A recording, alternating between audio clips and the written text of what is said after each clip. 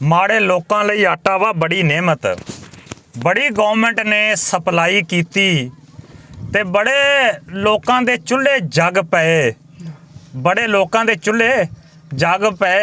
ऐसी वेख लो ये राहनुमाई कीती। लो जी मक्खन जट पंजाबी चैनल वाले ते नाल चौरी रियाज बसरा, अज असीं आटे दे ये 3 सप्लाई सेंटर उन्हां दा दौरा कीता ते असीं देखिया जनाब भरपूर तरीके नाल उत्थे हर खासों आम नूं आटे दी तकसीम हो रही है और फ्री हो रही है, बिना किसी सिफारिश तो हो रही है। क्योंकि साडा एक वतीरा बन गया वा कि असीं गौरमेंट दी हर गल ते एतराज़ करना, लेकिन ये ज्यादती होएगी। देखो जिहड़ी शै असीं वेखी आ, जिथे असीं तनकीद करदे आ असीं हौसला अफजाई भी करदे आ। असीं कहांगे कि गौरमेंट दी सप्ली जिहड़ी हैगी ना जी, ये जिहड़ी गौरमेंट दी पालिसी आ, काबिले तारीफ आ। तो जनाब असीं उत्थे अमले नाल गुफ्तगू भी कीती आ।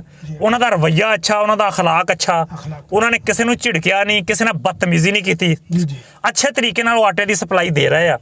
तो मक्खन जट पंजाबी चैनल वाले अपने चैनल के थ्रू ये पैगाम पहुँचा रहे आ, जितों तक भी वीडियो जावे, जिहड़े जरूरतमंद लोग आ उत्थों जाके बिला झिझक जाके आटे की सप्लाई ले लैन। कोई पैसा नहीं, किसी चौधरी नूं लिजाण दी लोड़ नहीं। अच्छा ये MP MLA हजरात जिहड़े ना साडा इन्हां ने माइंड बनाता वा कि चौधरी नाल लैके आओ। वो चौधरी हुणे जिहड़े अज 3 थैले 2 आप रख लेंदे आ। ए रियाज बसरा वा जनाब, इन्हें बहुत खिदमत खलक कीती आ। यकीन करो इन्हूं अमला दूरों वेख के पछाण लैंदा भी चौ साहब आ गए।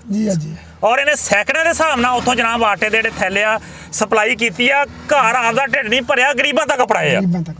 तो मैं भाई इहदी भी हौसला अफजाई करदा कि इन्हें चंगा काम कीता। तो जिन्होंने जनाब एंड ते मैं ही कहांगा कि जेह्ड़े जरूरतमंद आ उत्थों जाके आटा लै लैण, ताकि तुहानूं मंगना ना पवे, तुहाडे वास्ते तुहाडे ते आसानियां पैदा होण। अल्लाह दा हुक्म आसानियां पैदा करो, मुश्किलात घटाओ। अब जेह्ड़े लोगों वास्ते आसानियां पैदा करनगे, अल्लाह उन्हां दियां आसानियां पैदा कर देगा। मक्खन जट नूं इजाजत दिओ जी, अल्लाह हाफिज़, अस्सलाम।